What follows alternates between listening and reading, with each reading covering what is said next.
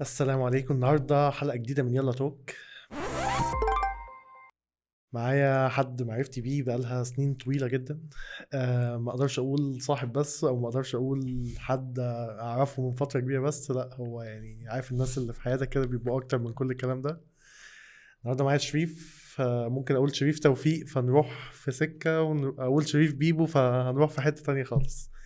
بس الاكيد ان شريف من اكتر الناس المجتهدة، او من اكتر الناس اللي شفتها مش بتخش في سكة غير لما بتجيب اخرها. وهنعرف ده كله النهارده واحنا بنتكلم.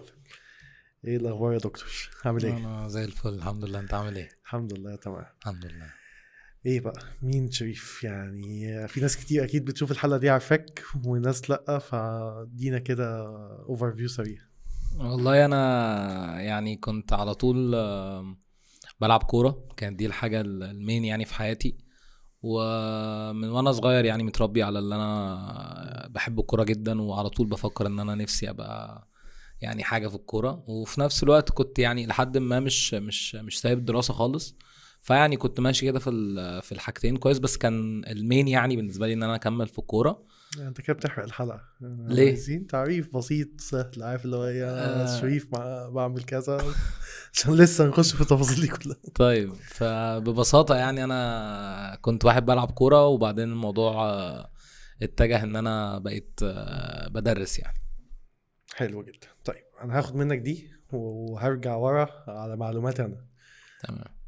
ابتدت ازاي موضوع الرياضة؟ يعني اللي انا فاكره ان انت كنت بتلعب رياضات كتير قوي في نفس الوقت، اه فاحكي لي.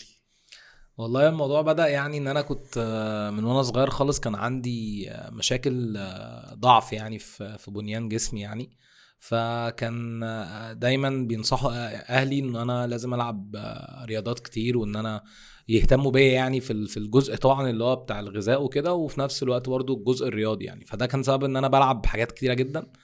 وبعدين مع الوقت اكتشفوا ان انا عندي ممكن يعني موهبة تجاه الرياضة. بيبقى في ناس تعرف تلعب كذا لعبة، يعني عنده السنس بتاع اللي هو ممكن تلاقيه ان هو موهوب في دي او بيعرف يعمل حاجة دي، فكانت موجودة. فكنت بلعب كذا لعبة فعلا في نفس الوقت، بس ما كنتش بحبهم قوي يعني. كنت ممكن ابقى اظهر شاطر فيهم، بس ما كنتش بحبهم. الحاجة الوحيدة اللي كنت بحبها جدا هي الكورة يعني. على طول كانت هي واخدة فكري، واخدة وقتي وجهدي كله، كنت بحاول اطلعه فيها اكتر. بس فدي الحاجة اللي من زمان يعني وانا بحبها. ومن ساعتها بقى بدأت اقلل واحدة واحدة الالعاب التانية اللي كنت بلعبها، وركزت في الكورة. كانت ايه الالعاب التانية اصلا يعني؟ كنت بلعب هاند بول، وكنت بلعب السباحة اللي كملت فيها كتير يعني قلت لي كنت واخد بطولات كمان فيها اصلا على ليفل دخلت الشباب. كنت بلعب مع الاهلي، ويعني لعبت 6 سنين سباحة، ودخلت فريق ودخلت بطولة وخدت تاني جمهورية، ويعني بس كنت صغير طبعا يعني. وبس. وبعدين بعد كده ما قدرتش يعني، كان صعب جدا ان انا العب سباحه والعب كوره. فركزت شويه في الكوره، وهي خدت بقى وقتي بعد كده، وبطلت كل الرياضات التانية، وكانت هي الكوره يعني المين في حياتي يعني. هنيجي بقى للكورة. طيب المقاولين، وحد كابتن فرقته من سنين طويلة قوي، او يعني من اول ما عرفتك وانت كنت كابتن فرقتك، باختلاف الفرقة اللي كنت تلعب فيها او السن يعني اللي كنت تلعب فيه. فاحكي لي تجربة المقاولين العرب بقى من اولها، يعني بدأت ازاي والله هي بدأت ان انا عشان من وانا صغير خالص والدي يعني هو شدني اكتر ان انا ابقى في نادي المقاولين. وكنت صغير خالص، كان لسه حتى الفريق بتاعي سني ما تعملوش مواليد يعني يلعب فيها. فكنا بتصعد مع يعني، كان في لسه فريق معمول، فانا كنت سني صغير بس بلعب معاهم. وبعدين لعبت سنة كده تقريبا، وبعدين بعد كده ظهر بقى الفريق بتاعي اللي هو مواليدي بقى. كنت طبعا صغير جدا يعني وسنة ورا سنة. وموضوع الكابتنة ده مش قصة كابتن فريق او كده، هي على قد يعني اللي انا كنت قديم مثلا في الفريق. فكنا عامة زمان ما كانش فيه كابتن فريق واحد بعينه يعني، على قد بس الناس اللي كانت قديمة كانت هي اللي ممكن تبقى يعني يلقب عليهم ان هم كباتن فريق مثلا في التمرين، هم اللي بيجروا في الاول، ما اعرفش ايه الحاجات دي. لكن طبعا كان في كذا لعيب معايا قديم، فاللعيبه اللي بتكمل بقى، وفي لعيبه بتمشي وفي لعيبه بتكمل، اللي بتكمل هي بقى اللي بتبقى كابتن فريق بس يعني. انا فاكر في مرة كده كنا في جورنال مكتوب شيكابالا الجبل الاخضر. اه ايه حكاية الخبر ده اول ما نزلت؟ والله كان في مره كنا بنلعب مش فاكر الجيش تقريبا، كان تقريبا لاعب طلائع الجيش. وكان اليوم ده انا عامه وانا صغير كنت يعني الى حد ما لعبي ممتع شويه، يعني بفكر في الشكل الجمالي اكتر من الشكل اللي انا عاوز اهدف او ان انا عاوز اعمل ريزلت. يعني وانا صغير قوي كنت الحته الاهم حاجه يبقى اللعب شكله حلو، يبقى بعمل اللي انا عاوزه كده وكده. كده اللعيب الاشول اصلا مهاري، اه فالاتنين مع بعض. بالظبط. فدي كنت لسه صغير مش فاهم قوي. في مره المدرب بتاعي فاكر ان هو قبل الماتش يعني قعد يقول لي كلام اللي هو عاوزني ابقى هداف شويه، العب شويه على الجون، ما اعرفش ايه كلام زي ده. بس فانا بقى كنت زعلان جدا ان انا حسيت ان انا يعني كلام وجعني شويه. كان قال كلام عادي بس كنت لسه يعني في سني ده، الموضوع بالنسبه لي كان صعب شويه. بس فنزلت والموضوع مشي معايا جدا، جبت 4 تجوان الماتش ده، فاللي هو كده كده انا تمام يعني. فكان ربنا كرمني طبعا، فكانت الاجوان كلها حلوه قوي. فعارف انت زي ما بيقولوا كده مشيت معايا. فكان في صحفي موجود يعني بيتفرج، فطلع اللي هي قصه شيكابالا الجبل الاخضر دي، ومن ساعتها يعني كذا حد كان بيقولها لي يعني. طيب شيكابالا الجبل الاخضر بسبب الماتش ده. اه طيب شريف بيبو بقى جت منين؟ انا والدي كان يعني معروف باسم بيبو، ف يعني خدت اللقب ده من والدي. فمن وانا صغير بقى خلاص موضوع بيبو ده بقى ممتد معايا يعني، ومبقاش فيه شريف. يعني تقريبا في ناس اصلا ما كانتش تعرف ان انا اسمي شريف. فبيبو كنت حتى التيشيرت بتاعتي رقم 10، فكنت مربوط شويه في الحته دي يعني. بس فمن زمان وانا معروف كده. في ناس فعلا ما تعرفش ان انا اسمي شريف يعني، كان لعيبه الكوره عامه او الناس اللي في سني دايما ما كانش يعني، كان بيبو بس، بيبو اللي كان الاسم اللي دايما بيتقال يعني. افتكر يعني على مدار السنين اللي عشناها معاك وانت في المقاولين قابلنا تقريبا اكبر اسماء من اللي بتلعب كوره دلوقتي في كل الاتجاهات يعني، ما بين شادي حسين كابتن شادي دلوقتي، محمد صلاح، يعني ناس كتير ممكن ما نقدرش نقولهم كلهم، بس ايه من الناس دي اللي انت شايف ان هو يعني قصته تقدر تتكلم عنها للناس او تقدر تقول منها حاجة انت شايف ان هي ممكن تفيد الناس؟ والله هو كان يعني سبحان الله موضوع بجد. اللعيبه فعلا اللي كانت معايا في يوم من الايام وكنت بشوفها كده بتعامل معاها ان هم اصحاب واهل، مره واحده لقيت ربنا كرمهم بطريقه فعلا كبيره جدا هم يستاهلوها. عشان انا من الناس اللي شفت قد ايه الناس دي نظيفه، والناس دي بتتعب، والناس دي حقها توصل في للمكانه دي يعني. طبعا بقى منهم محمد صلاح، يعني مش خلاص يعني الدنيا كلها عارفه محمد صلاح ده ايه، لكن الى حد ما مش كله يعرف الكواليس، ومش كله يعرف الاحداث كانت عامله ازاي. صلاح كان لعيب يعني تقريبا مجتهد زي اي لعيب في الفرقه. انا يعني انا من المره الوحيده اللي قابلته معاك اه حد متواضع جدا يعني، دايما اي حد بيجيب سيرته قدامي بالظبط بقول كده يعني. بالظبط لعيب متواضع جدا، وهو ما يعني متواضع خلقا بس عشان الناس لا خلقا بجد. هو كان ده فعلا، ومش كلام بنقوله خلاص. هو يعني مش هيسمع الكلام احنا بنقوله ده، بس هي الحكايه كلها ان هو كان راجل مركز في شغله وراجل محترم جدا، حتى في الجزء من ناحيه الاخلاق في التعاملات، من ناحيه الدين راجل بيصلي في وقته، ويعني حياته كلها ماشيه بشكل مستقر. وفي نفس الوقت كان لعيب عادي يعني، ما كانش حاجه اللي هو بقى يعني لعيب ما فيش زيه. لا كان بيلعب باك شمال كمان، ما كانش بيلعب هاف. وكان في لعيبه في فرقته يعني مهاريا اعلى بكتير جدا. وكله كان تقريبا محمد فاروق لا ده في كتير في كتير. كان في لعيب اسمه ابو حطب، ده كان لعيب يعني ابو حطب دلوقتي بيمرن يعني، بس كان لعيب برضه كبير جدا. ده طبعا ما يقللش من حد، بس انا قصدي ان هو كان لعيب في وسط لعيبه كتير جدا جامده. وهو مسك في الفرصه، جات له فرصه قبل كده يصعد درجه اولى ومسك في الفرصه ومن هنا بقى ربنا اراد وده اظن ليها قصه يعني، ده اظن برضو ليها يعني حاجه الناس تستفيد طبعا منها. طبعا مش فكره انك لازم تبقى الاول طول حياتك عشان تنجح. لا خالص خالص خالص. انت لو جيت تحسبها فعليا يعني ممكن نتكلم في حته الكوره، هتلاقي الجمله دي بتقال كتير قوي، ان بص يا عم ده ما بيعرفش يباصي، وبص بياخد كام وكده. انا بحسبها بحسبه مختلفه، ان ممكن ابقى انا مهاريا احسن من حد، ممكن ابقى انا كورتي احسن من حد، ممكن ابقى انا ممكن فعلا عندي موهبه عن حد، لكن ربنا كاتب لي طريق غير الطريق بتاع الكوره، عشان هي الموضوع مش موضوع الانسان بذاته. يعني محمد صلاح ده ممكن لحد ما دلوقتي هنقول من بلد صغيره جدا او المنطقه اللي هو عايش فيها خلاها تقوم لمصر كامله. دلوقتي احنا بقينا بجد بنتكلم باسم صلاح في اوقات كتيره. فهو الموضوع ما بيرجعش للشخص على قد ما هو بيرجع لظروف كامله يعني. فهي بكل بساطه لو انت جيت تحسبها اللي هو ايه ده ازاي اللعيب ده ما كملش وكده، لا هو ربنا راسم لكل واحد طريقه اللي ينفعه يعني. فهي مش حته بالنسبه لي، مش حته انه صلاح احسن او صلاح اوحش او مين بغض النظر عن الاسم، لكن كل واحد ظروفه وعلى حسب تعبه وجهده ربنا بيبقى مهياله طريق يعني. طيب انا هروح من صلاح يعني لشريف يعني. انا واحد عاصرت الاحداث معاك وعاصرت حته الكوره معاك، ومن اكتر الحاجات اللي ممكن تكون زعلت ناس كتير حوالين شريف اصلا حته ان هو ربنا ما اردش، او يعني حته ان انت تكمل في الحته اللي شريف يستحقها في الكوره، اللي هو ما شفتش حد اختلف على الحته دي يعني. شفتش حد من صحابك اللي قدام اللعيبه، للناس اللي لعبت معاها عادي، للناس اللي بتلعب معاها لحد دلوقتي، والا ما بيسالك انت ازاي ما كملتش. فانا عارف ان انت بالنسبه لك الموضوع ده جبت اخره، وانا عارف انك لما بتخش في حاجه بتجيب اخرها، وممكن انت خدت اختيار برضو عشان توازن حياتك اكتر في الحته دي. بس عايزك انت تقول لي من وجهه نظرك يعني انت شايف الموضوع ده ازاي؟ شايف حته الكوره كان ممكن يبقى فيها احسن، ولا هو خلاص هي ربنا اراد كده؟ بص، هو طبعا ربنا اراد كل حاجه، بس هي برضو البني ادم بيبقى ليه يعني سبب في اي توجه يعني.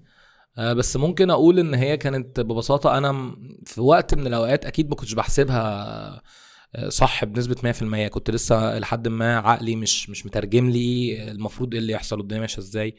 كنت على طول وانا بلعب في المقاولين كل اللي في خيالي ان انا كده راجل هتصعد درجه اولى، هعمل عقد في نادي دوري ممتاز واخد فلوس وخلاص. وكنت ماشي بالشكل ده.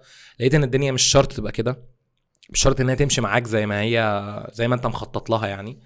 فالى حد ما يعني انا بالنسبه لي مثلا هنتكلم على سبيل المثال في النص كده على شادي مثلا. شادي حسين كان نفس القصه بتاعتي، ولعيب معايا في النادي، ومره واحده بنبص لنا الفريق بتاعنا اتسرح وان احنا ممكن ما نلعبش درجه اولى عادي وممكن نمشي عادي، وطلعنا فعلا الدرجه الاولى. قعدنا فتره ومشونا يعني قبل القيد بفتره بسيطه جدا. فدي كانت لحظه يأس يعني، لو انت مره واحده بتبص لقيت نفسك ان انت مش موجود في اي حته. فاختيارات بقى يعني واحد زي شادي مثلا، انا شايف ان هو يعني اجتهد جهد غير طبيعي وقدر ان هو يعمل حاجه انا ممكن اكون في وقتها ما عملتهاش، ما حسبتهاش زي ما هو حسبها. انا ممكن اكون استسهلت شويه بكل صراحه. هو داس على نفسه وراح لعب في نادي درجه ثالثه. رحت معاه على فكره نادي سيراميكا وقعدت فتره، بس انا ما ارتحتش. ما يعني كنت واحد اللي هو جاي من المقاولين في درجه اولى مره واحده نادي درجه ثالثه، فكنت لحد ما برضو قايسها بقول لك بشكل مختلف. فالمهم هو كمل واجتهد. انا برضو لقيت ان هو لا يعني فقت بعدها وحسيت ان هو لا كان المفروض ان انا اتعب اكتر من كده في الحته دي، عشان هو بجد انا بحب الكوره جدا ومش متخيل ان انا ازاي هعيش حياتي من غير ما العب كوره. كنت ساعتها يعني بفكر كده، وجات لي فرصه سبحان الله يعني بعد ما الموضوع بعد جات لي فرصة الاحتراف. دي كان بالصدفة يعني، حد شافني قبل كده في يعني في لعب معين. الوكيل كلمني قال لي ايه رأيك فيه كذا كذا ونادي ممكن تروح فيه. والوكيل بصراحة يعني وقف جنبي جدا جدا في الموضوع ده. كان بقالي سنتين تقريبا ما بلعبش كورة، وكنت بدأت اخش في قصة التدريس دي واحدة واحدة يعني. وفتحت سكة تاني. قلت سبحان الله خلاص هو ربنا أراد يعني، ربنا عايز ان انا ابقى موجود في المكان ده تاني، ارجع تاني من الاول. وبدأت تاني من الاول ورحت لعبت بره فعلا. والموضوع كان في شوية مشاكل في الاول حصلت، بس مشيت الحمد لله وربنا كرمني وكنت كويس جدا. وقلت خلاص فتحت يعني القصة فتحت وهرجع تاني يعني. وجات لي فرصة في ان انا اروح الامارات، وبعدين جه بقى موضوع الكورونا، فقلت هقفلت بقى يعني. حسيت كده اللي هو عارف انت جبت اخرك من حاجة وبتقفل وبتحاول تاني، بتقفل وبتحاول تاني، وبعدين لقيت خلاص بقى يعني لا يعني كأنها كده في ساين كده لا ابتدي بص على حاجه تانية، ابتدي حط بلان بي. فكان ساعتها بالصدفه برضو في وقتها موضوع التدريس ده بدا يظهر، وبدا ان انا احس ان انا عندي برضو باشن اتجاه الحاجه دي. فقلت لا خلاص لازم اتجه فيها، وبدات بقى اخش في قصه الماسترز وبتاع، ان انا لا هو ما ظهرش من اجتهد دي يعني هو من زمان يعني. شريف ما بيشرح لكل الناس كل حاجه تقريبا يعني. انا فاكر من ساعه دروس ثانويه عامه ومن كده، اللي هو دايما انت قاعد مع الناس بتشرح لناس حته معينه تفصيله معينه. وهنرجع لثانويه عامه. فكره انا فاكر حوار ما بيني وما بينك اللي هو هتخش علم رياضه ولا تخش ادبي. شوف انت شاطر وكل حاجه، بس مع الكوره اللي انت اصلا بتقعد فيها معسكرات وحاجات وكده، وعلم رياضه وفيزيكس وماث بقى ومش عارف ايه، لا والشريف يخش ويجيب فكرة 95% حاجه كده، عارف اللي هو ايه، انسان دايما بيفوق توقعاتك في الحاجه اللي هو داخل يعملها. عشان كده قلت في الاول اللي هو الحد اللي دايما ببقى عندي ايمان ان هو هيجيب اخر الحاجه اللي هو داخل يعملها. ومع يعني وده اللي شايف جزء من اللي اثر على الموضوع. يعني بشوف ان معظم الناس اللي احنا اتكلمنا عنها ما كانش وراها او يعني همها الاول والاخير كان الكوره. لا شريف كان متفوق في الناحيتين. فاحكي لي برضو عن الفتره دي، فتره ان انت في ثانويه عامه وكله عارف يعني ايه ثانويه عامه ويعني ايه علم رياضه بالذات مع الكوره، عشان نخش من دي بقى الموضوع التدريس. بص هو بكل صراحة أنا كنت زي ما أنت بتقول. بص يعني هو الحمد لله ربنا يعني رزقني شوية بالحتة دي، إن أنا بحاول فعلا لو هخش حاجة أجيب آخرها. يعني بحاول أعمل كده على قد ما أقدر. أكيد ما فيش بني آدم بيقدر يعمل كل حاجة وكل حاجة يعني صح جدا، بس على قد ما أقدر بحاول لما أبقى موجود في مكان أدي بأقصى ما فيه يعني أحاول أجيب آخري في الحاجة دي. فكان موضوع التدريس ده موضوع الدراسة ساعتها انا فعلا بلعب كوره، ووالدي كان عايزني خلاص انا كده في الحته دي، وعلى العكس والدتي كانت عايزاني لا علم رياضه، وعايزاني اتفوق جدا في الحته الدراسيه زي تقريبا اي بيت مصري. الام عايزه الابن يبقى متفوق جدا جدا، والاب اكيد عاوز الولد يبقى متفوق، بس ممكن يكون الاب ميال شويه برضو فاهم في الكوره وفاهم يعني ايه كان في المجال نفسه بالظبط، وفاهم يعني ايه ابن بيحب الكوره وقصه يعني موضوع كبير جدا. ممكن مش كل الامهات تحس بالموضوع ده. فكنت اللي انا يعني انا عايز ارضي هنا وارضي هنا وارضي نفسي. فانا كده عايز العب كوره، ولعب الكوره ده هيبسط بابايا، وفي نفس الوقت اكيد عايز ارضي امي يعني. فدخلت هندسه، وانا ما كنتش واحد من الناس اللي هو انا نفسي اطلع مهندس، بس كنت قلت لا مش مشكله يعني انا شاطر في الحاجات اللي فيها فيزيكس وماث وبتاع. فكنت قلت تمام يعني انا هحاول ادي بس. ودخلت وربنا كرمني يعني. حتى انا في سنه تانية ما جبتش اعلى حاجه نسبه لعلم الرياضه، يعني جبت 90% او حاجه زي كده.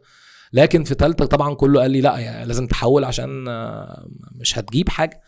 وسبحان الله جبت في سنه تالتة رقم انا مش متخيله، يعني تقريبا جبت 96 او حاجه زي كده. فالاثنين مع بعض عملوا رقم مش وحش.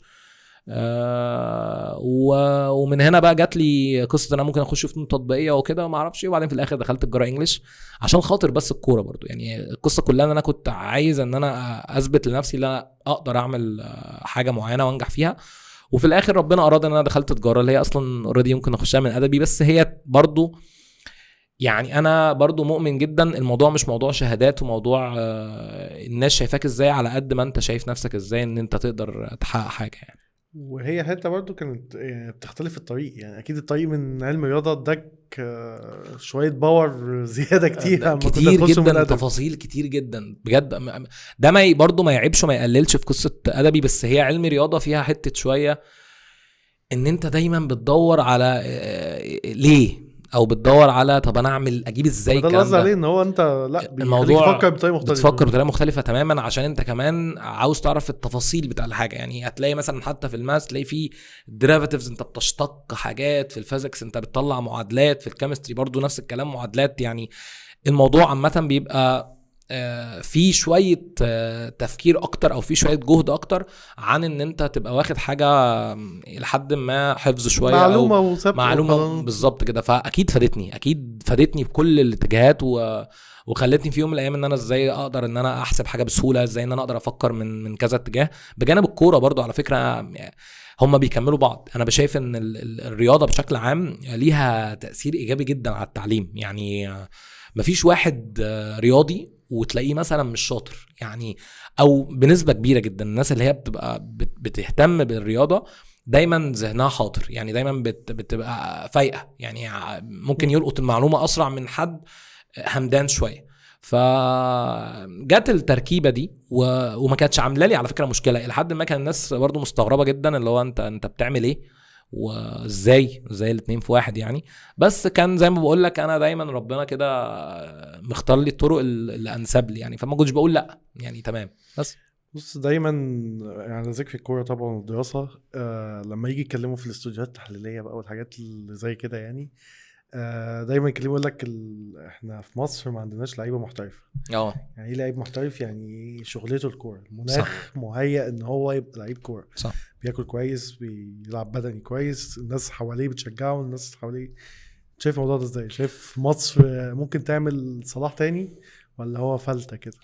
بص انا يعني لو انا قلت لك ان ده حلم من احلامي بجد، يعني انا تقريبا انا اول مره اصرح يعني اصرح حد قدام نفسي. انا دايما من جوايا كده ما بقولش لحد انا نفسي اعمل ايه ونفسي اوصل لايه ولا حاجه زي كده، و يعني بعمل اللي عليا وخلاص. لكن انا بجد في الحته دي عشان انا حسيت بيها قوي، فانا نفسي ابقى سبب مثلا في ايا كان بقى هعمل الحاجه دي ازاي.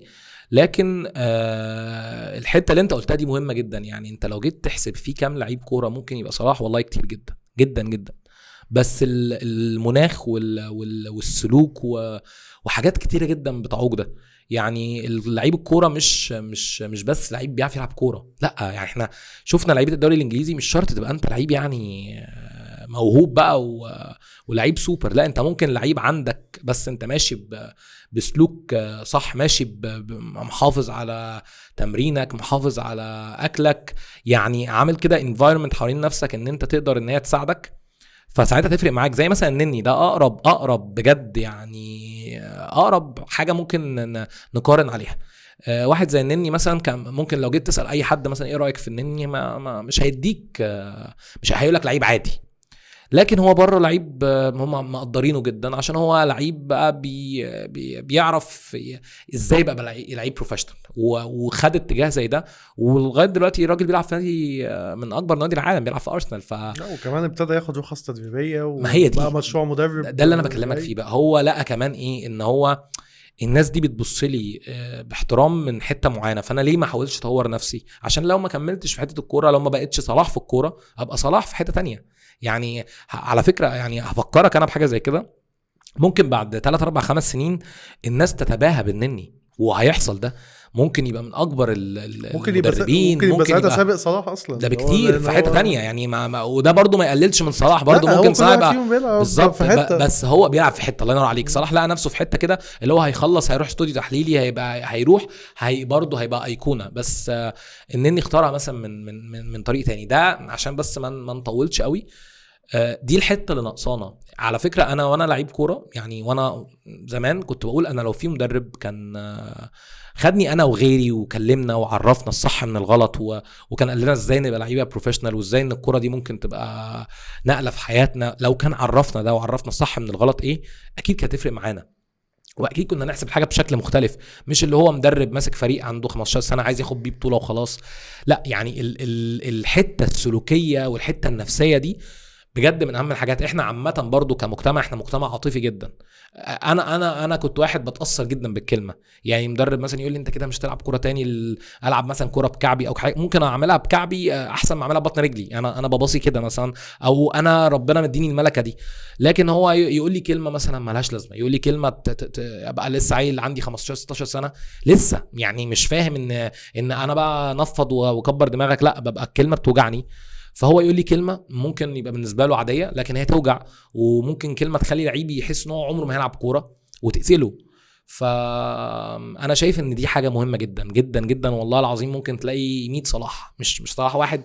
لو احنا ازاي عرفنا نربط الحته السلوكيه بلعيب الكوره، اللي هو لعيب كوره يبقى يعني مكتمل، مش بس ان هو لعيب كوره بقى موظف عشان الكوره دي بتجيب فلوس فانا هلعب كوره لا يعني يبقى ليها منظور تاني، هتفرق جدا جدا. انا يعني عندي وجهة نظر في الحتة دي، مش بس الكورة بس اي حاجة مبنية عامة على المهارات. في بلد زي مصر فيها 100 مليون على الاقل، اللي بيلعب كورة، اللي شاطر في الرسم، اللي شاطر في البرمجة، اللي شاطر كذا، هو حل من حلول الازمه اللي احنا فيها اقتصاديا دلوقتي.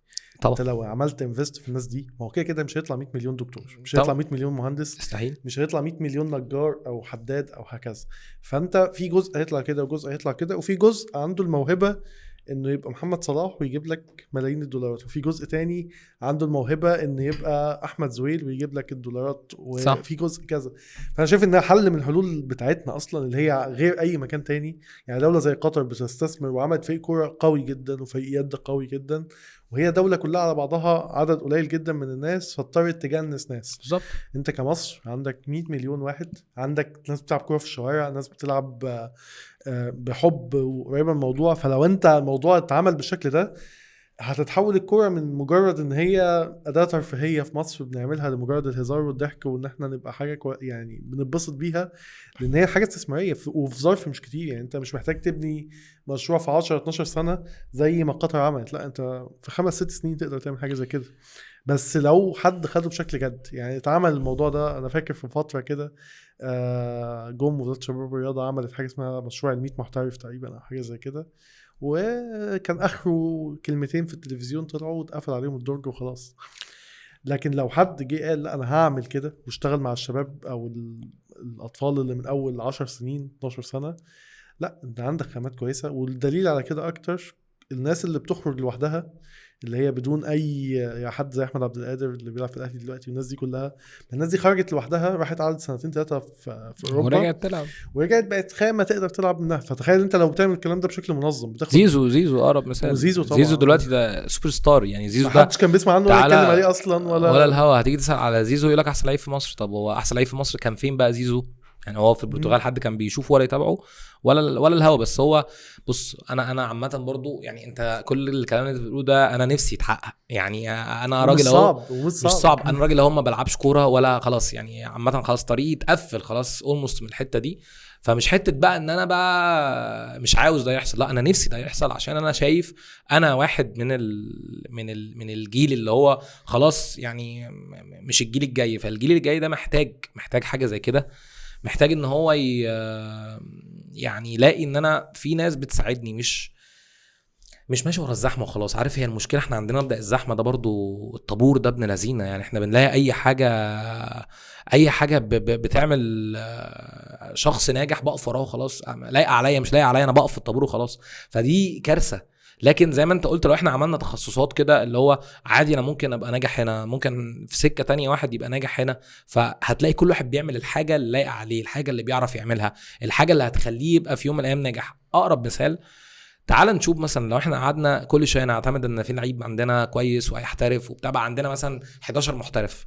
طيب والمنتخب عمره ما هيبقى، عمرنا ما هنعمل حاجه، هنفضل زي ما احنا. حتى لو عندنا 11 محترف وال11 محترف صلاح، لو جيت تلمهم كده كمنتخب برضو مش هيأدوا، مش عشان هم وحشين، عشان انت ما عندكش بيس قوي لغايه دلوقتي. انت كل ده المفروض تعمله ليه؟ عشان خاطر مصر، عشان خاطر يبقى انت عندك منتخب قوي في يوم من الايام تخش كاس العالم. ما يبقاش حلم ان انت تخش كاس العالم، لا يبقى حلم ان انا افضل في كاس العالم وانافس على كاس العالم. عمرك ما هتقدر توصل الا وانت عامل بيس قوي.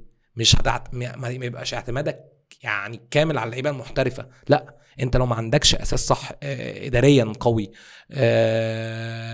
زي ما اتكلمنا من شويه حته النفسيه والسلوكيات والكلام ده كله، انت مبني يعني في كده قوام مظبوط، وبتدعم باجانب بلعيبه محترفه، وتجيب مثلا مدير فني اجنبي، ساعتها هتبقى منظومه مكتمله وساعتها نوصل لحاجه. لكن لو فضلنا بنفس اللي احنا ماشيين عليه، ان هو ممكن يبقى لعيب سوبر زي ما انت مثلا قلت دلوقتي، احمد عبد القادر بدا ان هو يلمع تاني، كسر الدنيا، هوب احترف، ماشي بقى عندنا احمد عبد القادر وتريزيجيه ومحمد صلاح، وان هتجيبهم تاني منتخب، هنفضل نحلم ان احنا نصعد كاس عالم ونفضل نعيط عشان نصعد، وفي الاخر صعدنا هنمشي تاني. فهنفضل دايما في نفس الطريق ده لحد ما صلاح يعتزل ويجي غيره، هنفضل برضو زي ما احنا. ليه؟ عشان احنا دايما معتمدين على الحاجه اللي مش اساس. فاهم؟ كانك انت كده ايه، بتبني عماره انت اصلا مؤسسها غلط، انت بتعمل دور شكله حلو قوي وبقيه العماره كلها مش مسنوده على حاجه. فالحته كلها المنظومه مهمه يعني. حلو. طيب خلصنا الحته بتاعت الكوره، اتكلمنا فيها على قد ما نقدر، ويا رب يبقى كمان 5-6 سنين كده نشوف بقى الجيل اللي بعد كده زي ما انت بتقول يبقى الموضوع بشكل افضل يعني. يا رب. طيب دخلت الكليه او يعني في تجاره انجلش وخلصنا الكليه وابتديت في الحته بتاعه التدريس. قول لي ايه التيرنينج بوينت اللي حصلت في القصه دي؟ يعني ايه اللي مره واحده خلاك دخلت المجال ده؟ بص هو انا عامه برضو انا في الكليه كنت كده كده خلاص، قلت لك بقى كنت بلعب وكل القصه دي، بس كنت يعني ايه عارف انت، انا دايما برضو مقتنع ان الموضوع مش موضوع مين اللي بيقعد الاول، مين اللي قاعد قدام الدكتور، مين اللي قاعد عمال يدون ورا الدكتور. لا، القصه مش كده خالص. هي القصه قصه ان هو انا ازاي هستفاد او ازاي هعرف اللي قدامي ده عاوز ايه. فانا كنت الى حد ما يمكن عديت الترم الاول في الجامعه ما فهمتش الدنيا ازاي اذاكر، ازاي ان انا احل امتحان. وعلى فكره اهم من ان انت تبقى مذاكر ان انت تعرف تحل امتحان. يعني دي برضو كانت حاجه من الحاجات المهمه جدا اللي هي فيها حرفيه شويه، يعني تبقى فاهم الدكتور اللي قدامك ده عايز ايه، طريقته عامله ازاي، حاجه زي كده. فانا من سنه اولى الى حد ما يعني الترم الثاني بدات شويه اتعلم حاجه زي كده، ان انا بقيت بعرف امتى اذاكر، ازاي اذاكر، ابقى خلاص فاهم الى حد ما شويه ايه اللي المفروض عليا اقدمه، وكنت بعمل اللي عليا وكان ربنا كرمني برضه، فكنت بجيب تقديرات كويسه. ولو حد محتاج حاجه كنت بشرحها له بقى بضمير بقى، اللي هو ايه تعالى اضربك لو ما فهمتهاش، يعني اللي هو كنت عندي ضمير قوي. اكيد عمري ما فكرت في يوم من الايام ان انا ادرس، وانا ساعتها عشان انا كان فكري كله متجه ان انا هلعب كوره، لكن كنت عندي الحته دي ان انا مثلا لو هشرح حد حاجه انا مش هسيبه يمشي لو هو فاهمها. يعني كان الموضوع بيجي عليا بجد بتضايق قوي لو حد حسه مش فاهم، لا هتفهم بقى فاهم ومش بالعافيه، بس اللي هو لا عايز اوصل لك المعلومه. والحمد لله كنت بلاقي الناس بتفهم والناس بتتقبل المعلومه وكانوا بيقولوا لي يعني بيرميها لي كده اللي هو ايه ده انت والله تنفع تدرس وكده، وما كنتش بفكر فيها اساسا عشان انا فكري في حته تانية. بس فمع الوقت عامه لما اتخرجت ودخلت الجيش، ففي نص فتره جيشي تقريبا جت فرصه زي كده، يعني كان يعني جت فرصه ان انا انزل ابتدي ان انا ادي كورس كده صغير، يعني مش كورس، يعني كأدي كحصه في جامعه لجروب صغير في جامعه خاصه. فلقيت ان لا ده تمام، لقيت الناس متقبله. انا برضو كنت عايز اجرب يعني هل اوكي انا عايز وانا حابب وكل ده، طب هل اللي قدامك متقبلك ولا لا؟ لقيت ان في تقبل، فقلت لا خلاص يبقى انا لازم بقى اخد الموضوع بشكل بروفيشنال شويه. وبدات بقى ماسترز، يعني بدات ان انا اعمل بي ماسترز وبدات اخش في قصه الماسترز دي، وبدات من هنا. يعني الموضوع بدا من هنا، ولقيت ان هو سبحان الله عارف لما انت تبقى مش عارف ان انت بتحب حاجه ولما تعملها تعرف ان انت بتحبها قوي. فالتدريس ده كده، وبجد انا بحبه جدا. يعني في ناس تقول لي انت لو جيت تقارن ما بين الكوره والتدريس، بحبهم هما الاثنين، بجد بحبهم هما الاثنين، بس انا بقيت بحب التدريس بجد زي الكوره خلاص. يعني الموضوع وصل معايا اللي انا بقيت كمان واخد الموضوع على يعني نفسي شويه، ان انا لا عايز كل يوم ابقى احسن، عايز ان انا حاجه اعرفها اعرفها اللي قدامي. فجت من هنا، يعني النقله جت من هنا وبحاول اطورها على قد ما اقدر، بحاول اطورها يعني. كان ايه اصعب حاجه لما وقفت قدام عدد بتشرح؟ يعني اول مره تقف قدام عدد. هقول لك، عشان انا دايما بفكر بدماغي اللي قدامي، يعني بحب كده اشوف اللي قدامي هيشوفني ازاي. فكان دايما السؤال اللي اي حد بيفكر فيه، اللي هو انا واحد سني صغير وواحد هيفضل بقى يبص لي بقى ايه، الطالب بقى يبص لي من فوق لتحت يشوفني لابس ايه ويشوفني هقول ايه، وانت بقى اللي انا جاي احضر لك. فالكلام ده كله كنت بحاول ارد عليه، يعني قبل ما اتكلم احسس اللي قدامي ان انا هرد على كل ده. انت ليك ان انت بس تفهم المعلومه وتحاول تتقبلها مني، عشان لو حد قافل مني اصلا فهو ممكن ما يتقبلش المعلومه، عشان بس هو شخص شايفني ان انا مش احسن حاجه، فهو كده كده عمره ما يتقبل مني المعلومه. فكنت بحاول على قد ما اقدر يعني ان انا اوصل للي قدامي ان انا عارف هو بيفكر ازاي، عشان اخليه يهدى شويه ويشوفني بعين كويسه شويه. عشان برضو انت اكيد برضو مقتنع بحاجه زي كده، انا متاكد ان لما انت تشوف حد بعين حلوه، يعني انت شايفه متقبل منه الحاجه، فانت هتشوفها حلوه. لكن لو انت جاي واحد انت عايز تشوفه ومستني لك غلطه فانت هتشوفه وحش. ما هو ما فيش واحد ما بيغلطش. ممكن وانا بتكلم معاك دلوقتي مثلا اغلط كلمه، فانت لو عايز تشوفني غلط هتفضل تتريق على الحاجات دي، لكن لو انت عايز تشوفني كويس مش هتركز معاها اصلا. فانا كنت بحاول اعمل الحاجه دي، يعني دي كانت اكتر حاجه بتيجي في بالي، ان انا لازم اخلي اللي قدامي شوفني بعين كويسه، ما تحاولش تحكم عليا قبل ما تعرف انا هقدم لك ايه. وفي الاخر هي القصه كلها قصه انت فهمت ولا ما فهمتش. يعني الموضوع كله كان بيبقى الشخص اللي قدامك ده وصل لك المعلومه ولا لا. وطبعا ما فيش يعني الدنيا كلها عمرها ما بتجتمع على حد، بس كنت بعرف ده نظامي ودي طريقتي. في اللي يتقبل وفي اللي يقول لا انا مثلا ده ممكن يكون لا ده حماسي قوي، ده بيتكلم بسرعه قوي، مفيش حد هتجتمع عليه، الناس الله كلها ينور كده عليك. كده. فانا كنت مقتنع برضو بدي، عشان ما كنتش بقى بزعل بقى لما حد مثلا مثلا كان عندي مثلا 2 وبعدين بقى كده بقى 1، فما زعلتش بقى الواحد ده مشي ليه، لا عادي. انا ده طول ما انا بفكر كده انا شغال صح والدنيا بعمل اللي عليا وده اسلوبي دي طريقتي. تزعل بس لو هو مشي بسبب حاجه غلط. انت عملتها غلط، بالظبط. لكن هو انا لو كنت مشي بفضل بجد عدم افكر. تقبل بس يعني بالظبط. بس هي الحته كلها زي ما بقول لك، هي كانت اللي على طول اي حد جديد عليا، اي حد يعني الحمد لله خلاص الموضوع عدى القصه دي دلوقتي، عشان خلاص بقى ممكن الناس بتقول لبعضها، الناس بقت عارفه شويه الدنيا ماشيه ازاي يعني. بس لو حد جديد خالص عليا ما يعرفش اي باك جراوند وجاي يقف معايا لاول مره، فهو هيشوفني، ممكن الناس سبحان الله بقى هي بتبقى ربنا بقى، ممكن حد يبقى متقبلك قبل ما تتكلم، وممكن حد يروح جاي باصص لك كده ايه ده، هو انت بقى اللي هتقول لي بقى المعلومه، فاهم؟ فلو انا شفتها في عين حد دي، بحاول على قد ما اقدر قبل ما ابتدي افرش له اللي هو لا ما تاخدناش ان هي خناقه، خدها ان انت جاي تستفاد، فحاول تستفاد هتستفاد يعني. انت لو حاولت تستفاد هتستفاد بس، والموضوع ماشي من هنا يعني. كان ايه اصعب موقف حصل يعني، موقف كده انت مش فاكره في قاعه او مع حد ايا كان يعني، مش بالاسم بس يعني؟ بص انا بتحصل لي مواقف مش قصه صعبه على قد ما هي مواقف غريبه يعني. ما هي ده المقصود مثلا تبقى مثلا عندك محاضره وريفيجن مثلا والنور يقطع، ويبقى المحاضره 3/4 بنات، فالتوتر والقلق هنا بيبقى صعب جدا. النور مره واحده الدنيا تبقى كحل، فاهم؟ فالريسبوند بقى بتاع الطالب يعني هو هيعمل ايه؟ في بقى انت ممكن طالب يصوت، ما انت بقى كله قاعد بقى في حصه وفي زحمه وشباب فاللي هو في قلق. فالموقف اللي حصل معايا الغريب، لقيت ان هو مره واحده لما حصل كده كل الناس فتحوا الكشافات على طول وكان الريسبوند هادي جدا، اتبسطت ان هو العقليه نظيفه يعني، الناس قاعده لا عادي وتاقلمنا، لدرجه هم خلوني اشتغل على النور بتاع الموبايل عشان كان ريفيجن فما فيهاش، ولو طلعنا مش هنعرف نخش تاني. قلت لهم لو طلعت خلاص هنروح، استحملوا. ودي كانت من اكتر المواقف فعلا ان انا اتبسطت بيها يعني، ان هم عمر ما الموضوع هيكمل بيها لوحدي يعني، عمري ما حد بيعرف يقود حاجه لوحده. فانا بقول لهم دايما القصه اللي هو الموضوع ما بيني وما بينكم يعني، الموضوع رايح جاي. لو انت اديتني فرصه ان انا اطلع لك احسن ما عندي، فانت هتاخد احسن ما عندي، لكن لو انت قعدت تصدني فهتصدني خلاص، مش بالعافيه. فده كان موقف حلو جدا جدا يعني، فرق معايا. وممكن نقول موقف المطره ده كان موقف كارثي بالنسبه لي.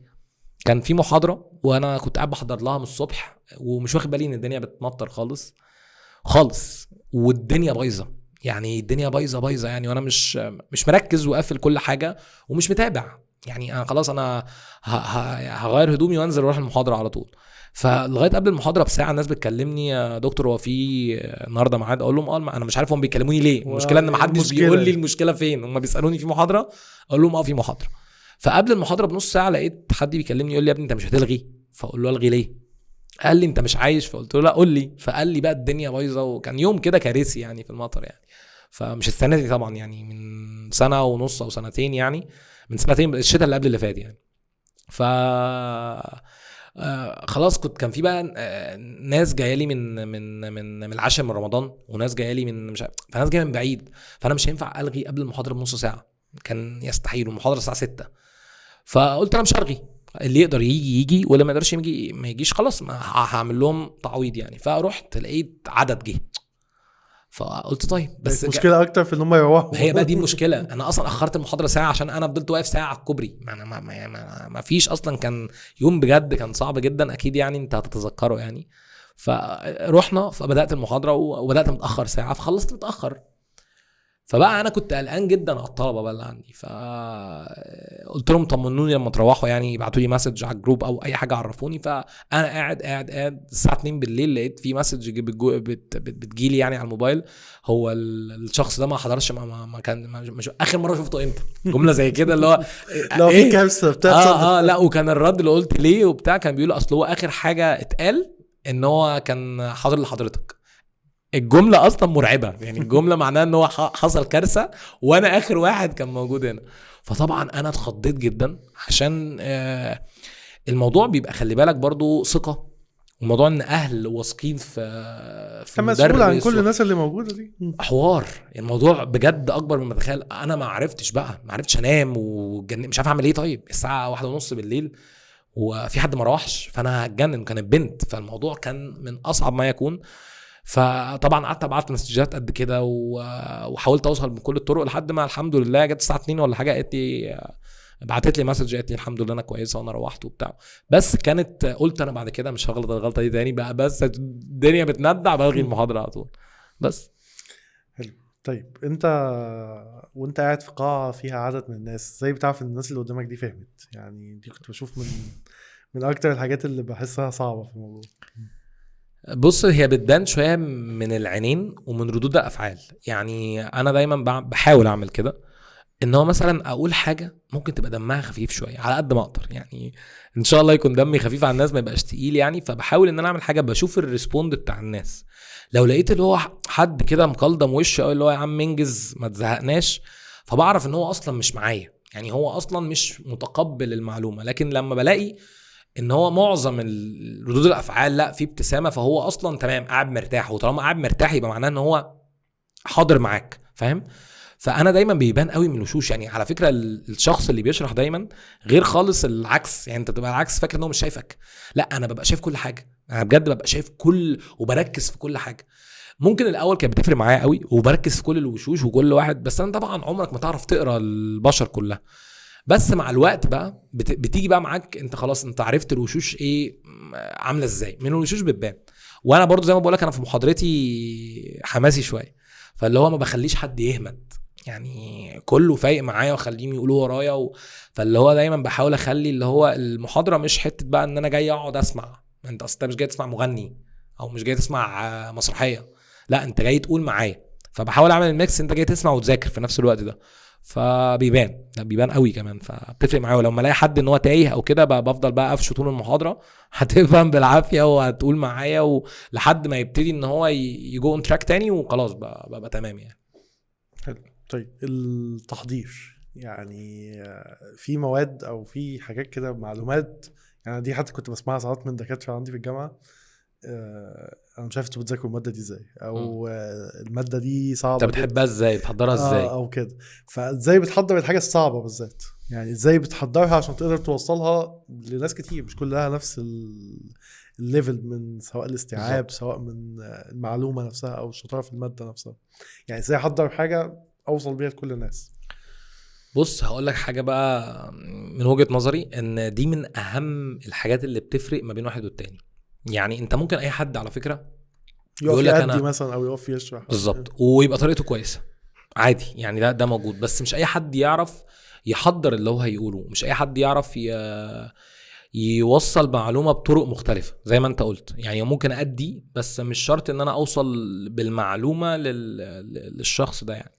فالموضوع اصعب مما تتخيل. الناس فاكره ان الموضوع سهل، ان انت عادي يعني عارف معلومه بتقولها. لا الموضوع مش كده خالص، تفاصيله كتير قوي عشان انت زي ما بقول لك يعني القصه مش قصه، هو مش كورس. يعني انت مش بتوصل معلومه فاينانس او مش بتوصل معلومه ايكونومكس بس، لا انت بتوصل معلومه فاينانس او معلومه ايكونومكس. انا بتكلم عن المواد عامه انا بشرحها بالشكل اللي انت عايز تخش الامتحان عشان تعرف تجاوب من وجهة نظر الدكتور مثلا. فالموضوع كبير. يعني الموضوع غير ان هو بيبقى كورس مثلا داخل تدي كورس مثلا في CMA، داخل تدي كورس مثلا في حته معينه، فهو 1+1=2. انت بتشرح علم هنا، مش بتشرح بس وجهة نظر. بالظبط علم عليه اسئله بشكل معين، فانت تعرف ازاي تتعامل معاها بالشكل ده. لكن لما انت بتشرح منهج لدكتور الموضوع بيختلف تماما. الموضوع بيختلف عشان انت بتحاول على قد ما تقدر توصل لدماغه، بتشوف هو بيفكر في ايه، بتشوف هو امتى عاوز يقول ايه. فلا قصة التحضير يعني اصعب مرحلة في الشغل ده كله. قصة التحضير بجد صعبة جدا، بس هي بتحس قوي بنجاحها بعد المحاضرة. بتحس ان هو انا تمام، يعني اللي هو ده ما راحش على الفاضي، فاهم؟ التعب والجهد والكلام ده كله لا ليه قيمه يعني. وبالذات لما طالب بيقدر حاجه زي كده، الناس اللي قدامك بتقدر خلاص انت تمام، عارف ان انا ما عملتش اي حاجه، انا اوكي، انا كويس بس. طيب انت لسه بتقول بتحس يعني بالقيمة بتاعتها لما بتخلص او لما الطالب بالظبط. يفهمها. طب يوم الامتحان بقى او يوم يا لهوي، بتعيش ازاي اليوم ده؟ يا لهوي. انا لو قلت لك ان انا ببقى عامل زي الامهات وحياة ربنا مش هتصدق بجد. انا ببقى عشتها معاك في مرة. لا، حالة توتر غير طبيعية يعني. اصل هم مرايتي، هي دي اللقطة. انت بتعمل اللي عليك. بص اقول لك حاجة برضو، انا ما بجريش ورا رضا الناس. انا بعمل حاجة وبطلع اقصى ما عندي وبحاول ارضي ربنا باللي انا بعمله، فتمام يعني. مش الاول برضو على فكرة كان بيفرق معايا قوي الناس وردود الافعال وبتاع، دلوقتي لا يعني. ولقيت ان ده اريح لي وده احسن لي وده الصح. فده بقى يعني الكلام اللي بقولك عليه ده المفروض يحصل 24 ساعة، بس برضو احنا بشر.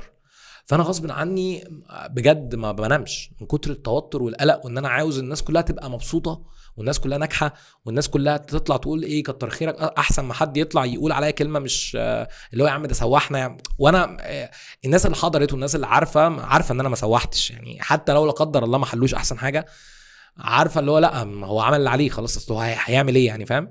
بس برضو انت بتبقى نفسك اللي بيحضر لك ولا ما بيحضرلكش، اي حد في يوم من الايام بس جاب ورقك، اي حد سمع صوتك في حاجه، ان هو يأدي كويس. فبتبقى صعبه جدا يعني. وصها بجد عامل زي الامهات اللي ابنها داخل في امتحان وقاعده مستنيه كده قلقانه عليه ان هو ايه الدنيا، اول لما يطلع يقول لها يعمل لها بس ان هو تمام فخلاص انا تمام. فلا بتفرق جدا ومهمه جدا وبتاثر على نفسيه يوم كامل يعني. او قاعد ابقى فتره متضايق لو حد مثلا محلش كويس. بس بصراحه عشان برضه ابقى قايل حاجه يعني، حاجه بتبسطني قوي، ان انا بقول لك ان بيبقى في ابريشيشن. انا شخص يعني اقدس التقدير يعني. من اهم الحاجه يعني من اهم حاجه بعملها ان انا بقدر اللي قدامي، فبنتظر منه ان هو يقدرني. دي مهمه جدا بالنسبه لي. فلما الاقي ان حد بيقدر مجهود او تعب بغض النظر عن النتيجه الوقتيه اللي هي ممكن تتغير ايه، فدي حاجه بتريحني جدا يعني. عكس ان حد مثلا يحل حلو ويسيبك، ما خلاص بقى لا، سواء حل حلو او حل وحش، ان هو يجي يقدر ان هو يقول لك شكرا ان انت عملت اللي عليك، دي بالنسبه لي اهم بكتير يعني. ده يوم الامتحان. يوم النتيجة بقى. يوم النتيجه عايز اقول لك ان انا ممكن مثلا ما اعرفش اسافر اصيف لو في نتيجه هتطلع في الوقت ده. الموضوع بجد الناس ممكن تفتكر ان الموضوع سهل لا، الموضوع بجد مقلق وشغلك يعني. مجهود سنة كاملة وممكن قبلها سنين كمان مش سنة. لا، ما انت بتتكلم في تغيرات بتحصل كتير جدا، ومنافسه انت داخلها مع نفسك، انت عايز تعرف هو انت شغال صح ولا غلط. انا بتكلم وكلمة سمعتها من حد قبل كده في المجال التدريس برضه، قال لي اللي هو انت في الاخر بتعمل مجهود كبير قوي والنتيجه مش بايديك برضه يعني، فاهم. برضه في الاخر انت في طلبه داخله ممكن يكون ما هي دي. بص هي مش بيديك عشان مش انت صاحب التاتش الاخير بالزبط. مش انا اللي بحط الكلمه ممكن الاخيره. ابقى شارح المعلومه دي ومأكد عليها بس ناس تاخدها في سكه تانية. اكيد. وده ما بص، هي كل حاجه ليها ميزه وعيب، مفيش حاجه متكامله. طول ما الحاجه مش بايدك، اللمسه زي ما تقول اللمسه الاخيره دي مش بايدك، فتتوقع ان هو طب ما انا كنت ممكن اعمل كذا وما عملتوش، فيعني او الشخص ده كان ممكن يعمل حاجه وما عملهاش. بس زي ما بقول لك هي ملهاش يعني ملهاش معادله. هي كل الحكايه بتبقى برسنتج يعني. الموضوع انت بتتكلم مثلا من 80 ل 90% الدنيا تمام، او من 80 ل 90% الدنيا مش تمام، فهي ما بين كده وما بين كده. فانت مش عايز توصل لل 100% عشان ما فيش حد بيوصل لل 100%، بس انت بتبقى عايز ان هو على الاقل حاسس ان انت اللي قدامك عارف ان انت فرقت معاه، ان انت عملت حاجه اضافت له حاجه حتى لو مش للحظه. انا دي على فكره دايما بقولها في النص وانا بشرح، ان هو النتيجه مش نتيجه لحظيه وخلاص يعني. النتائج دي بتتغير، النتائج دي بتاعت ربنا. فانا ممكن دلوقتي ابقى الدنيا مش يعني عملت اللي عليا بس ما مشيتش شويه وهتمشي، والعكس ممكن ابقى عامل الدنيا مش مجتهد فيها قوي ومش مموتش نفسي واخش اجيب امتياز في ماده. فهي بتودي وبتجيب. لكن المشكله فينا ان احنا بنفتكر دايما الحاجه الوحشه يعني. ما بنسى بقى ان انا كان في ماده مثلا وحش فيها وجبت فيها امتياز، واركز قوي على الماده اللي انا تعبت فيها قوي ما جبتش فيها امتياز. فهي دي بتبقى دايما مشكله. فانا دايما بفكر اللي قدامي اقول له لا خليك فاكر انت في ايام كتير كنت في حاجه مش احسن حاجه فيها يعني، مش اشطر حاجه وجبت فيها تقدير، فهي بتعوض بعضها بس. طيب انت طموحك في الحته بتاعت التدريس دي لحد فين يعني؟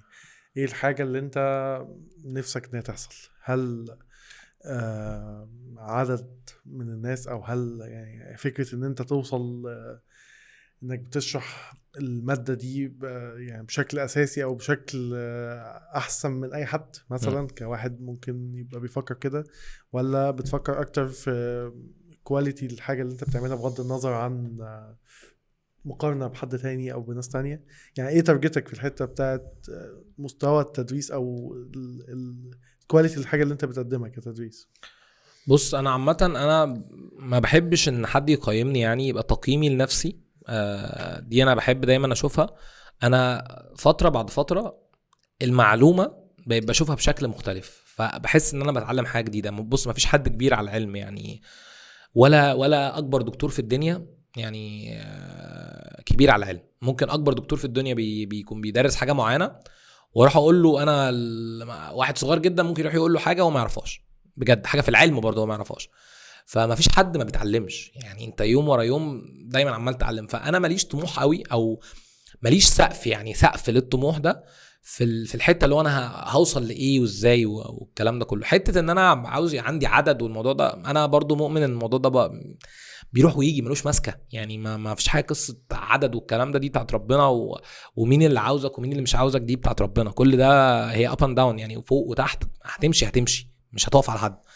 بس هي الحته كلها ان انت مش عايز تقف يعني. مش لما انت مثلا زي ما انت بتقول مثلا السنه دي انا بقيت مثلا توب الحته دي وتروح جاي شايف نفسك كده والناس توصل لك ده فتقف، هتقف الناس هتعدي عليك، ما فيهاش نقاش.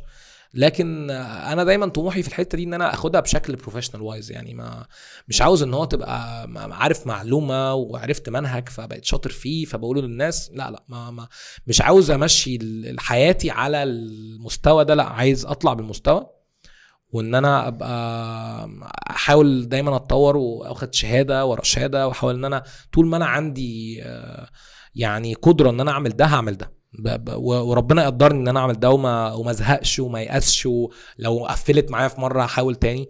دايما بحاول يعني اعمل كده، فماليش طموح فيها قوي عند حته معينه. طموحي مفتوح يعني، سايب الموضوع يمشي بوقته يعني. طيب الجيل اللي حالي من الطلبه شايف ايه اهم ميزه ليه واهم عيب او ميزات وعيوب؟ يعني شوف زي ما انت حابب تقول.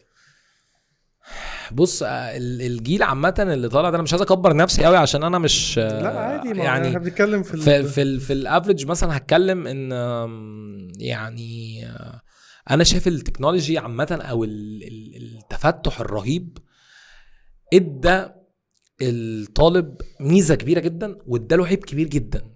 يعني العيب بجد وحش قوي والميزه كويسه، بس مع الاسف يعني الموضوع عارف انت كده لما تقول ايه، الموضوع فلت يعني.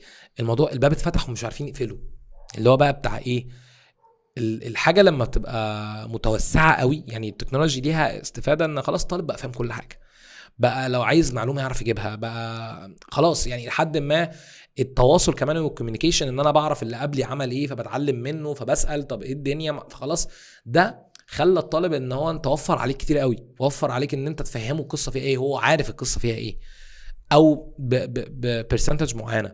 لكن على الجانب التاني بقى ان الدنيا عشان بقت متفتحه قوي فهو بقى فاكر نفسه ان هو انصح واحد في الدنيا. يعني انا بتكلم بقى الزياده بتاعها ان هو فاكر نفسه ان هو فاهم كل حاجه وان هو انا بقى جامد جدا فاهمني، وان انا يعني مش مستني منك ان انت تقول لي الصح من الغلط ايه. فالحته دي بقت عشان هو بقى يعني متفتح لكذا حاجه، فبقى بالنسبه لي ان هو بقى ايه عارف انت بياخدك ند بند، يبقى لسه صغير ومش فاهم هو المفروض يعمل ايه وبياخدك ند بند. طبعا مش كل الناس كده، بس مع الاسف في كتير شايفين كده وفاكرين ان هي شطاره، بس مع الوقت بيفهموا يعني، مع الوقت بيدركوا اللي هو لا انا مش ند بند خالص، انا بعيد قوي عن الحته دي فاهم. بس انا شايف عامه القصه بتاعت التفتح والسوشيال ميديا والكلام ده ليها مزايا وعيوب يعني. ممكن المزايا دي لو انا دوست عليها قوي تقلب عيوب. بس انا بشوف ان هو الجيل بتاع دلوقتي ده حاليا اللي في جامعه واللي في ثانويه عامه وهكذا شاطرين قوي، بس في اتجاه من الاتنين. يعني هو يا شاطر قوي واخدها في اتجاه صح فبيبقوا شاطرين فعلا جدا، يا شاطر قوي وبرضه واخدها في اتجاه البوظان وفي اتجاه ان هو ما بيعمل ده اللي هو اللي عايزه. بتكلم عليه. هي اكستريمز ما فيهاش مفيش ما هي- وسط فعلا مفيش يعني. وسط. الوسط أنا قلت عندنا لك في ايامنا كان يعني، او الاجيال اللي قبل كده كان الوسط بيبقى نسبته اكتر شويه، عارف اللي هو ايه، عارف انت المعتدل شويه الشله اللي هي مش متفوقين وفي نفس الوقت عادي. مش فاشله. العادي هو دلوقتي لا، يا كده يا كده، ما هي انا بقول لك، ما هو انت بتختار ايه؟ ما انت يمين يا شمال، ما انت باب اتفتح ما بيتقفلش. يعني لما يبقى لسه مثلا واحد عنده 15 سنه 16 سنه 17 سنه، لسه هو مخه اصلا بيتكون، وتلاقيه ان هو بيشوف كل الهيصه دي. فهو الموضوع ده ما انت مش عارف تمسكه. فلو هو مش متأسس صح قوي، يعني مش متربي في بيت سوي جدا وعارف الصح من الغلط، يعمل ايه وما يعملش ايه، ومفيش يعني حد 100% سوي، يعني فاهم، مفيش اللي هو ايه انا على الشعره، يعني الموضوع مش بيمشي كده. فمع الاسف بيفلت، يعني مع الاسف انت مش هتعرف تسيطر عليه. زمان كنت ممكن عيله تسيطر على ابنها او بنتها، يعرفوا يسيطروا بشكل او باخر ان هم يقفلوا عنهم ابواب. دلوقتي مبقاش فيه ابواب تقفل، هيقفل ايه ولا ايه؟ الموضوع فتح زي ما بقول لك، القصه بقت مفتوحه جدا. فهي بترجع بقى لكل واحد ونفسه، انا فاهم ولا لا. يعني هو الشخص وهو صغير مثلا بقى زي ما بقول لك ان هو اهله مربينه ان هو المفروض ان هو في سن ايه يفكر ازاي يعمل ايه، لو بدأ يحسبها بشكل صح، ان هو مثلا متربي بشكل معين، متربي ان هو عايز يبقى شخص ناجح وشخص سوي وشخص بيفكر ازاي، هي دي اللي بتفرق جدا واحد على التاني يعني. لو عايز توجه نصيحة، أو يعني نصيحة من أخ كبير للشباب، سواء اللي لسه داخل جامعة أو في ثانوية عامة وداخل جامعة السنة الجاية، الفترة دي من العمر، يعني إيه ممكن أكتر حاجة تنصحهم بيها يعني؟ والله هو النصيحة اللي أنا دايما بقولها ومؤمن بيها جدا، يعني إن مفيش حاجة يعني مستحيلة، مفيش حاجة لا يمكن تحصل، كل حاجة ممكن تحصل عادي. والأهم من أي فكر إن الواحد لازم يراعي يعني ربنا في أهله، عشان دي النقطة اللي محدش بياخد باله منها. يعني مع الأسف الواحد لما مثلا بيجي عند سن مثلا 20 ممكن ينسى كل اللي قبل كده، مع ان اللي قبل كده كتير قوي. يعني اللي قبل كده ان هو اهله ازاي ان هم يوصلوه للحته دي، ايا كانت الجهد، حجم الجهد والتعب طبعا بيختلف، بس هم عملوا كتير قوي. فالفضل بتاعهم لازم دايما يبقى قصاد عينيك، بالذات في الفتره دي، الفتره اللي انت بتبتدي تكون فيها نفسك، الفتره اللي انت بتبقى عارف ان هم ليهم الفضل الاول والاخير بعد ربنا سبحانه وتعالى. فانت لو ادركت الحته دي هتفتح لك ابواب ان انت دايما عاوز تبقى احسن، عايز تبقى كويس عشان خاطر ان انت ترضي الناس دي زي ما هم تعبوا عشانك. فانت بتحاول تعمل المستحيل بجد، وهنا بقى بتخليك تفرق، بتخليك ان انت لا، انا عايز ابقى شخص ناجح، انا عايز ان انا اهلي اللي تعبوا عني دول ارضيهم زي ما هم استثمروا فيا، وزي ما هم حاولوا يعملوا كل ده عشاني، لا انا لازم اعرفهم ان انا استحق ده، وان هم يستاهلوا كل الخير. دي لو حد حطها في دماغه من بدري والله العظيم تفرق معاه جدا. ما يبقاش شخص عشوائي، ما يبقاش اللي هو عادي يشتغل او لا، عادي ان هو يبقى ناجح او لا هو كده كده بقى عاوز يبقى ناجح عشان خاطر اهله، قبل ما هو قصاد نفسه عايز يبقى ناجح. كون اهداف اكتر، او بالزبط. يعني كون هدف حوافز سريع. اكتر يعني. الله ينور عليك، حافز. هي اللقطه كلها ان انت محتاج حافز يشجعك ان انت تبقى شخص ناجح. ليه بقول لك في السن ده بالذات؟ عشان انت بتبقى لسه مش فاهم كل حاجه. يعني انت الواحد بيبتدي ياخد باله من القسوه بتاعت الحياه والضغوطات لما يبتدي ان هو يلاقي ان هو لازم يبقى مسؤول. انا خلاص، انا جه الوقت ان انا بقيت مسؤول عن عيله، بقيت مسؤول عن قرارات باخدها. فهنا بتبتدي تحس بقى بقيمه الشخص المسؤول ده. فانت من وانت صغير، يعني من بدري شويه، لو انت حطيت هدف كده ان انا لازم ارضي اهلي، فانت بتحط مسؤوليه كده، بتفرض مسؤوليه لنفسك ان انا في هدف لازم ان الناس دي احقق لهم كل اللي هم نفسهم فيه، عشان هم ادوني هي يعني فترات، هو فتره ادوني فلازم فتره ايه انا اعوض ده يعني. فدي نصيحه، دي اللي اقدر اقولها كنصيحه، عشان ما بحبش انصح حد يعني بحاجه، عشان ما فيش حد فينا قدر للنصيحه يعني. لكن انا شايف ان هي دي اكتر حاجه فعلا ما فيهاش تفكير، ان رضا الاهل من اهم اسباب النجاح او التفوق في اي حاجه في الدنيا يعني. طيب هل التعليم غاية ولا وسيلة؟ يعني احنا في يلا ستيب هنا هدفنا نفسنا ان احنا زي ما بنتكلم في الكورة ان احنا نفسنا ان ده ممكن يبقى سبب في تطور البلد اقتصاديا، ففي التعليم برضو نفس الفكرة. يعني التعليم لو اختلف والناس ارتفع مستواها بشكل افضل من دلوقتي فممكن يبقى بلدنا دي مستقبلها افضل. مش ممكن، ده اكيد. انت شايف ايه الحاجة اللي ممكن تنصحها للاشخاص بقى؟ احنا هنا مش بنتكلم على مستوى الناس او البلد او كده، لا بتكلم للشخص. لو انا هكلم محمد مثلا هنصحه في التعليم، هتنصحه بايه؟ بص، انا مش هتكلم على مؤسسات او مش هتكلم زي ما انت بتقول بالظبط، بس ممكن اقول ان الشخص اللي قادر يقول معلومة لازم يراعي ربنا.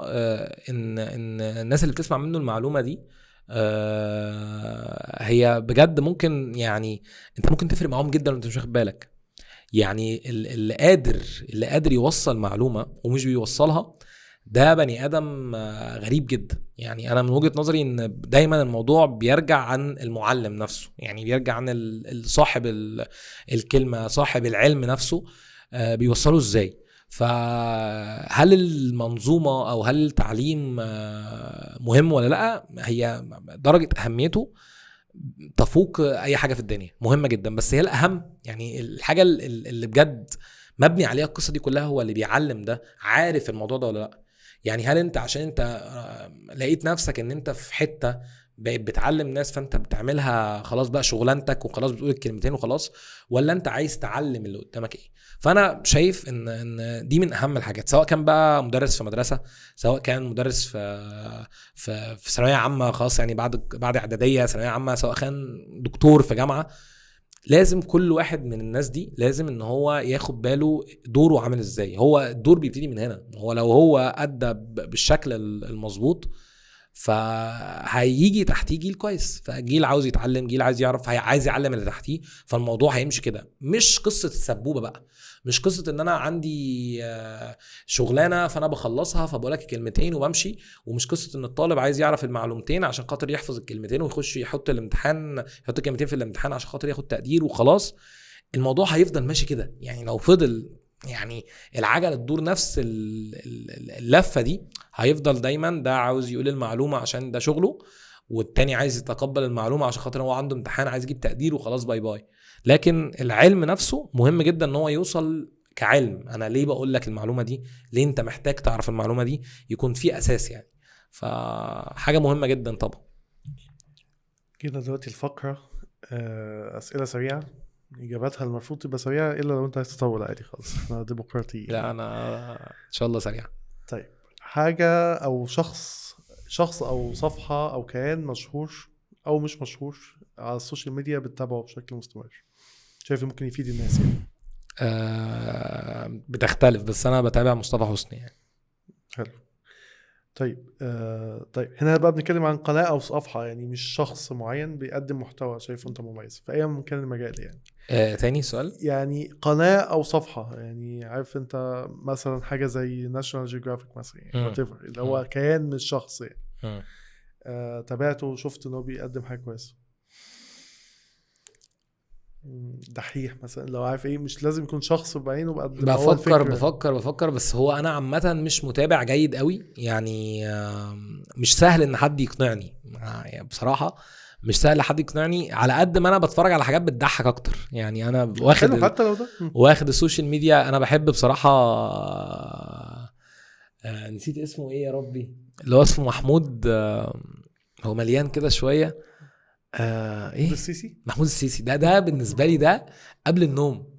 ده قبل النوم، ده لازم انام وانا شايف له فيديو ولا حاجه كده. يعني ربنا مديله ملكه في ال ان هو يعني بيقول المعلومه كده، او بيقول يعني حاجه كده وانت تضحك، فاهم؟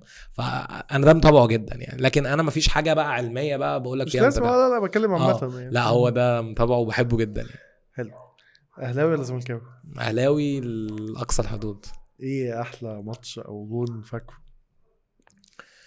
احلى جون فاكره جون ابو تريكه في الزمالك، اللي هو لما بس هي دي خلاص كله عارفها. ده جون غريب قوي يعني، فاهم؟ انا قلت في ايه، فاهم؟ اترقصت كلنا، اترقصنا، فجون حلو جدا يعني. اكتر اكله بتحبها؟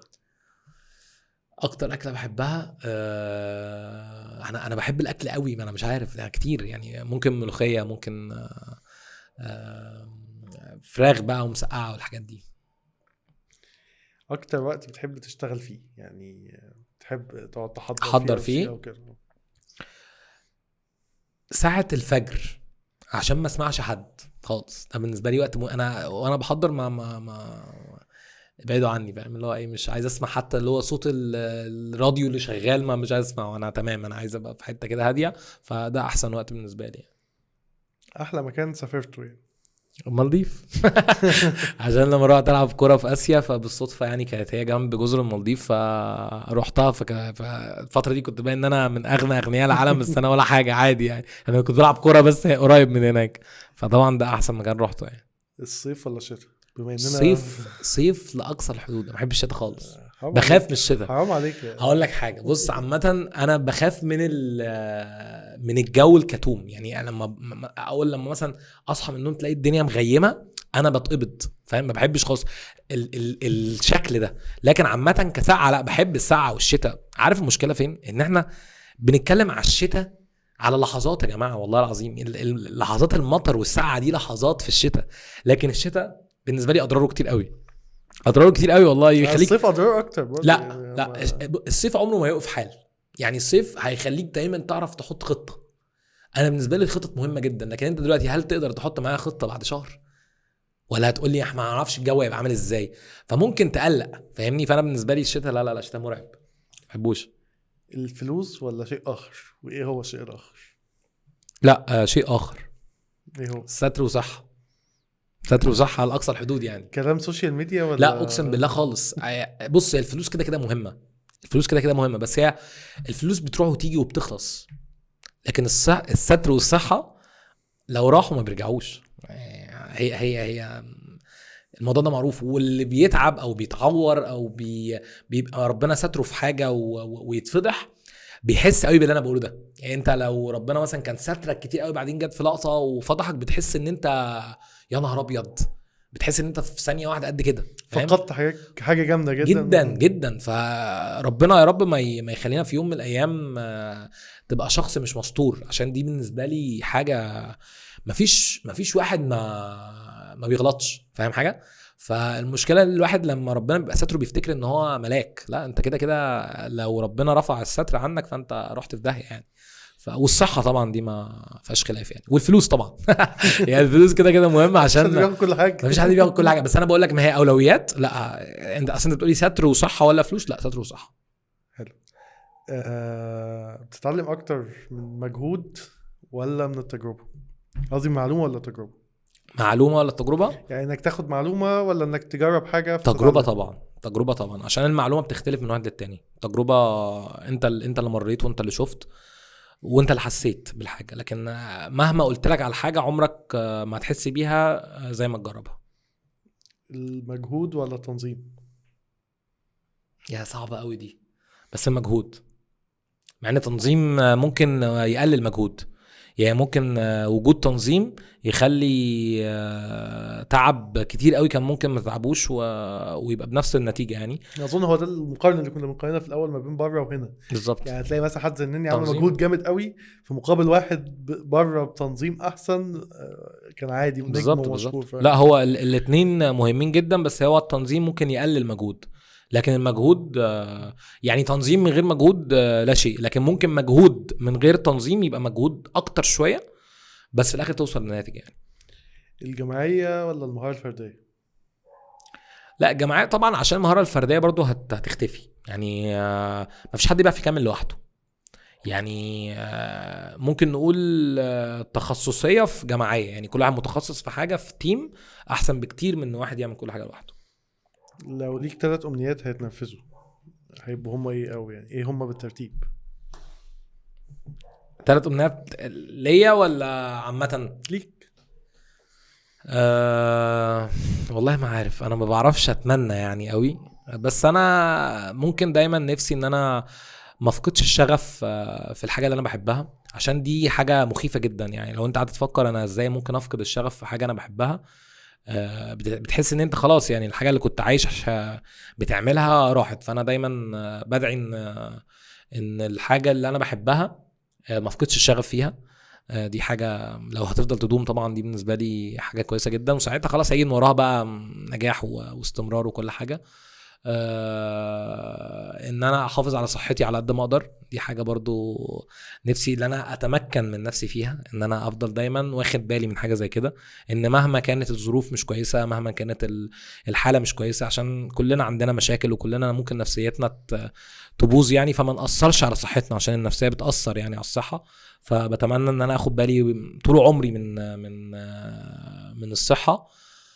وحاجه ثالثه، اتمنى ان اي حد واثق فيا يعني ما اغزلوش، يعني اي حد واثق فيا يكون على قد الثقه، ايا كان بقى الثقه دي كانت بشكل يعني من بعيد او من قريب، اي حد يكون واثق فيا افضل طول عمري قد الثقه دي يعني. بس كريستيانو ولا ميسي؟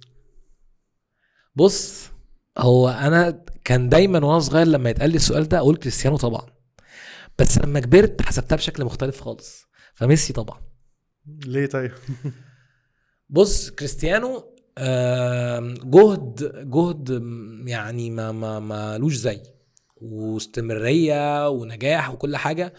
لكن لو تيجي تتكلم على المتعة، انا بالنسبة لي المتعة برضو دي انا ميسي لا خطير.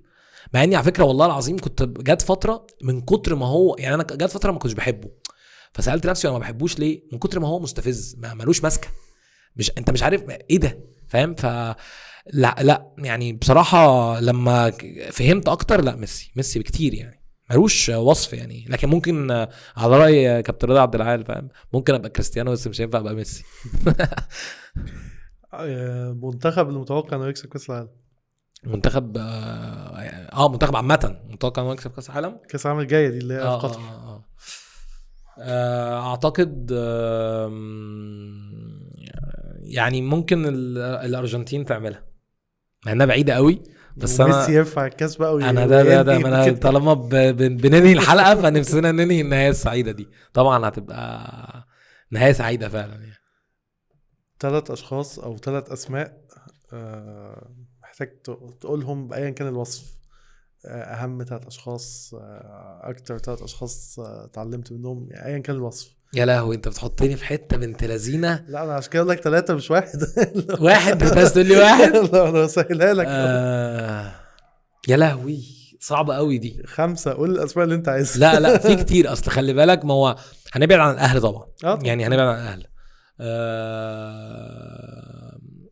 لا يعني عايز اقول لك 5 يعني. قول يعني اي حد انت عايز تقوله. لا بص هقول لك حاجه، انا عامه انا بجد والله العظيم انا حظي حلو جدا في صحابي، يعني انا ما اخترتش صحابي على فكره، وحياة ربنا ما اخترتهمش بجد، يعني من وانا صغير ربنا اختار لي صحابي يعني، فاختار لي ناس شبهي، ناس عارف انت مش عارف اوصف يعني، مش عارف اوصف، بس هي تحس ان هو لو دول مش موجودين يبقى ما حدش يبقى موجود، فاهم حاجه؟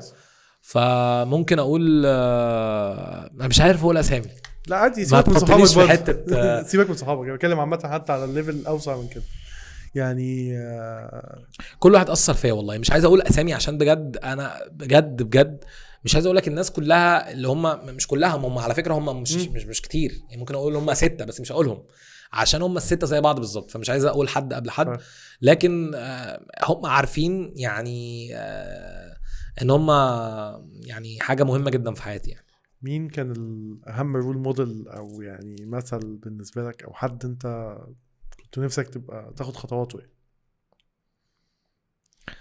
لا مش من صحابك بقى، ده حد عامه. بص انا مفيش حد شبهي يعني، مش اغنيه والله، بس هو بحس ان مفيش حد شبهي يعني، ما اصل انت لو جيت تفكر كده، ما هو رول موديل ده معناه ان انت كنت عايز تبقى هذا الشخص. يعني حتى ممكن طريقته في الحياه، عارف يعني، ممكن انا كنت اسلوبه يعني اسلوب حياه. ممكن كنت ابقى عايز ابقى زي كريستيانو في اجتهاده مثلا. يعني مش لازم ان انا ابقى لعيب كوره زي كريستيانو يعني. ما اعرفش، بس انا صغير اللي كنت متشعبط فيه قوي يعني، من وانا سني وانا صغير شويه، ومصطفى حسني وهو طالع ده كنت متشعبط فيه يعني، فكبرت معاه شويه على فكره يعني، انا خدت معاه فترات، بغض النظر ده يقال عليه ايه او كده، بس هو الراجل ده انا يعني دايما كان بيفيدني يعني دايما كان كلامه اللي انا بسمعه منه كلام بيرجع عليا بافاده، فكنت دايما بحبه، يعني بحبه جدا جدا وما زلت بحبه. ويوم لما شفته والله قلت له انا يعني انا لا صعب قوي اقول لحد ان انا بحبك، وما انا بتكسف شويه ان انا اعبر يعني عن حبي للناس. لكن تقريبا هو لما انا شفته قلت له، يعني ما قلت له انا بحبك جدا، وكان باين عليا من غير ما اقول له ان انا بحبك جدا. فهو يعني من الناس اللي فرقت معايا طبعا. كلامه على طول فرق معايا، كنت بسمعه يعني. بس هو تقريبا هو من اكتر الناس اللي كانت دايما بتديني امل في الدنيا وبتحاول تحسن سلوكي. هو مش بيقول لي انا كده، بس انا كنت باخد الكلام على نفسي يعني. بس حلو جدا، انبسطت جدا بالحلقه دي النهارده وانا والله. كمان والله. عارف يعني دردشه ممكن تكون في تفاصيل كتير قوي، بس متاكد ان هي هتفيد ناس كتير قوي برضه.